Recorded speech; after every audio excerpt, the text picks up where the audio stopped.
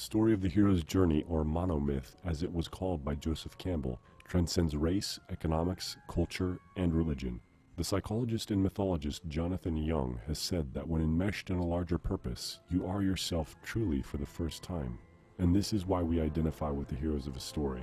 As universal, this identification is sparked by the deepest longing within us that seeks to be connected to something greater than the self. Theaters feed this part of us in a dark setting, where a projector's light flickers on the screen, much like the faces of our ancestors in the light of a campfire during storytelling sessions. One of the most memorable hero's journey stories told in the 20th and 21st centuries is the Star Wars saga. This movie had panoramic appeal from the very beginning, and drew diverse masses of people into theater temples for a profoundly sacred experience. The Force in Star Wars was conceived as a common denominator to all religions, primitive to modern.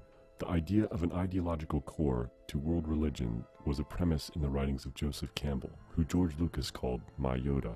The most interesting aspect of the cultural phenomena of Star Wars was that Christians, Buddhists, Hindus, Jews, and Muslims found a spiritual language that could connect their tradition to a younger generation of religiously illiterate people. This is particularly true with Buddhists, where Lucas himself has admitted that Star Wars was heavily influenced by Eastern thought. Frederick Brennan beautifully illustrates the connection between Star Wars and Buddhism in these excerpts from his internet article, Jedi Shinshu. It is when we first meet Yoda that we are struck by the similarities between him and the examples and teachings of many Zen masters. Later in Phantom Menace, we meet Padme Amidala, whose name Padme is that of lotus from the mantra Om Mani Padme Hum, and Amidala, a feminine form for the Buddha Amida, the central figure in Pure Land beliefs. But it is an attack of the clones that we receive the strongest signal yet of the centrality of Buddhist thought in the Jedi. In a discussion, Padme asks Anakin if Jedi are even allowed to love. Attachment is forbidden. Possession is forbidden. Compassion, which I would define as unconditional love, is central to a Jedi's life. Much of Buddhist practice is devoted to discovering our attachments and getting rid of them. But of even more importance, and really forming the basis or ability for ridding oneself of attachments, is that of compassion. It is, as Anakin said, central to a Jedi's life, and it is central to that of the Bodhisattva life and the life of a Buddha. In the beginning of Star Wars Episode 1, The Phantom Menace, we learn the Jedi Knight's teachings of mindfulness of the living force is identical to the Buddha's teachings of mindfulness of the present moment. Don't center on your anxieties, Obi-Wan. Keep your concentration here and now where it belongs. Anticipation of the future is sometimes necessary, but not at the expense of the moment. This is being mindful of the living force. Only by touching the present moment deeply in the here and now are we able to live fully. There is no life outside this present moment, in the past or the future. When asked why his monks were so peaceful and serene, the Buddha said, "They do not repent the past, nor do they brood for the future. They live in the present." Besides mindfulness of the moment, the Jedi share the Buddhist perspective of interdependence. In his warning to the Gungans, Obi-Wan uses the argument that their fate is bound to their neighbors through the interconnected nature of a symbiont circle. You and the Naboo form a symbiont circle. What happens to one of you will affect the other. You must understand this. This same argument is used in Buddhism to illustrate the relationship we all share with the world and our universe. The idea that we exist apart from the whole as a separate self inhibits our enlightenment or greater understanding of reality as it is. Becoming aware of symbiosis or interdependence will put us in accord with the right view of things, an essential element of Buddha's Eightfold Path. Coming into a more authentic relationship with reality will show us that the right view of things isn't necessarily dependent on what we perceive, but on how we perceive it. We will find that the perceptions we hold from images of the world are often false. Buddhist teachings tell us that if there is perception, there is deception. If an item does not appear in our records, it does not exist. This is echoed in Star Wars when Obi-Wan trains his Jedi student to practice with his lightsaber with the blast shield down. Your eyes can deceive you. Don't trust them.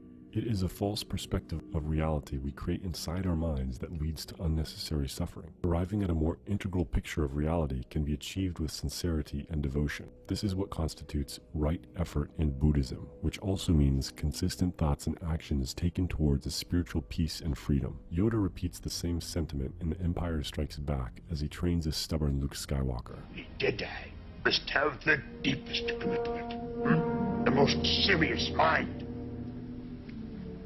Most striking to Buddhism and Star Wars is the message of attachment being an instigator of suffering. It is attachment that will bring about Anakin's downfall. In a Time magazine interview, Lucas himself says he turns into Darth Vader because he gets attached to things. He can't let go of his mother, he can't let go of his girlfriend, he can't let go of things. It makes you greedy, and when you're greedy, you are on the path to the dark side because you fear you're going to lose things, that you're not going to have the power you need. In Revenge of the Sith, Yoda instructs Anakin, Train yourself to let go of everything you fear to lose. The Buddha taught all phenomena that are born exist and are subject to the influence of other phenomena. In other words, all phenomena that are composite must abide by the laws of impermanence and eventually cease to exist. Everything we cherish and hold dear today, we will have to let go of and be separated from in the future.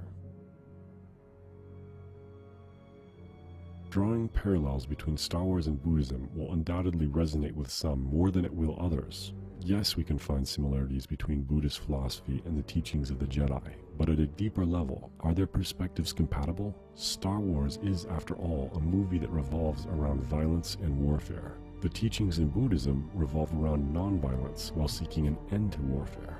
There are many Buddhists who argue that violence can't be motivated by compassion, and so the Jedi aren't in accord with this central tenet. But if one will take a closer look at Buddhism and Star Wars, they will see that each ultimately concerns itself with the hero's journey. It was Buddha himself who stated in the Dhammapada, though he should conquer 1,000 men in the battlefield 1,000 times, yet he, indeed, who would conquer himself is the greatest hero. This quote is perfectly personified in Star Wars through the character of Luke Skywalker, who finds himself trapped in the middle of a duality, a great intergalactic and spiritual civil war. Like the path of the Buddha, Luke is compelled on his hero's journey to find cessation to war and his suffering by conquering himself. Duality as defined for this presentation is warfare. In Star Wars, this warfare is sustained by two opposing entities, the light and dark side of the Force. George Lucas has stated that these two sides are designed around compassion and greed. The issue of greed, of getting things and owning things and having things and not being able to let go of things, is the opposite of compassion, of not thinking of yourself all the time. These are the two sides, the good force and the bad force. They're the simplest parts of a complex cosmic construction. When Luke is first drawn into this warfare, his most troubling question concerns his dilemma. Is the dark side stronger? The father reminds the son, as if the devil were his higher self, that without higher consciousness, your destiny lies with me, Skywalker. Obi-Wan essentially tells Luke that Vader can never be turned. I can't kill my own father. Then the Emperor has already won.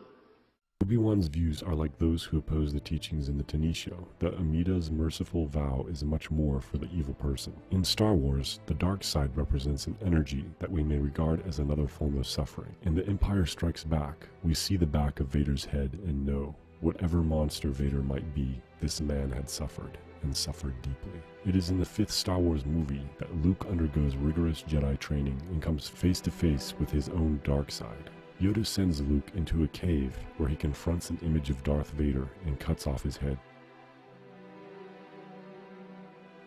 Luke is shocked by the sight of his own face inside the helmet.